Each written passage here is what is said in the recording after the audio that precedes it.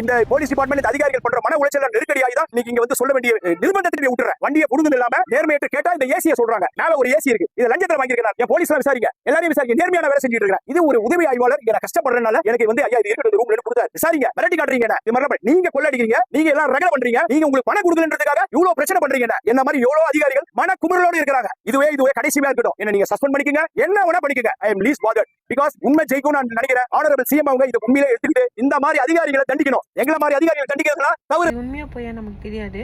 ஆனா இன்னொரு video add பண்றேன், அதையும் பாருங்க. மயிலாடுதுறை மாவட்ட மதுவிலக்குத்துறை டிஎஸ்பி திரு சுந்தரேசன் அவர்களுக்கு வழங்கப்பட்ட வாகனம் எந்த காரணமும் இல்லாமல் திரும்ப பெறப்பட்டுள்ளதால் அவர் தனது இல்லத்திலிருந்து சீருடையோடு நடந்தே அலுவலகம் செல்லும் காணொலி அதிர்ச்சி அளிப்பதாக திரு அண்ணாமலை அவர்கள் எக்ஸ்தளத்தில் பதிவிட்டிருக்கிறார். கடந்த ஆண்டு நவம்பர் மாதம் மாவட்ட மதுவிலக்குத்துறை டிஎஸ்பியாக பொறுப்பேற்றதிலிருந்தே சட்டவிரோத மது விற்பனையில் ஈடுபடுபவர்கள் மீதும் போதைப் பொருட்கள் விற்பவர்கள் மீதும் கடுமையான நடவடிக்கைகளை எடுத்து பொதுமக்களின் பாராட்டுகளை பெற்றவர்தான் திரு சுந்தரேசன் எனவும் அனுமதியின்றி செயல்பட்ட 23 டாஸ்மாக் பார்களை மூடியதோடு சட்டவிரோத செயல்களில் ஈடுபட்ட 1200 பேர் மீது வழக்கு பதிவு செய்ததோடு 700 பேரை சிறைக்கு அனுப்பியவர் எனவும் அண்ணாமலை அவர்கள் குறிப்பிட்டிருக்கிறார். நேர்மையான அதிகாரிகள் திமுக அரசில் பணியாற்ற முடியாது என்பதையே இந்த செயல் சுட்டிக்காட்டுவதாக கூறியிருக்கும் அண்ணாமலை போலீஸ்க்கே இந்த நிலைமைனா இப்போ பொதுமக்களுக்கு எந்த நிலைமை? ஒரு போலீஸ் அவர் கடமையை பண்ணா இப்படிதான் பண்ணுவாங்கல்ல. பெரிய பதவியில் இருக்க போலீஸ்க்கே இந்த நிலைமைனா இவருக்கு கீழே இவ்வளோ பேர் இருப்பாங்க. அவங்க ஏதாச்சும் ரூல்ஸ் ஏதாச்சும் பேசினாலுமே அவங்கள என்ன பண்ணுறதுக்கு நல்ல வாய்ப்பு இருக்குது. ஸோ அதெல்லாம் நம்மளால ஃபேஸ் பண்ண முடியாது அப்படின்றதுக்காக அவங்க அவங்க பேச்சை கேட்டுட்டு இந்த மாதிரி இருக்கிறாங்களோ, சில தப்புங்கள்லாம் பண்ணுறாங்களோன்னு எனக்கு தோணுது பர்சனலாக.